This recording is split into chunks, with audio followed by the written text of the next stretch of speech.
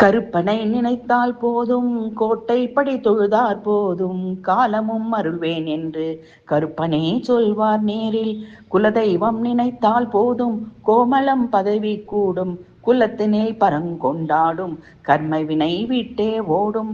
தீயுண்ட கருப்பன் கண்கள் தொழுதாரை பார்த்தார் போதும், துன்பத்தில் வாழ்ந்த வாழ்வும் தரணியில் தங்கமாகும்.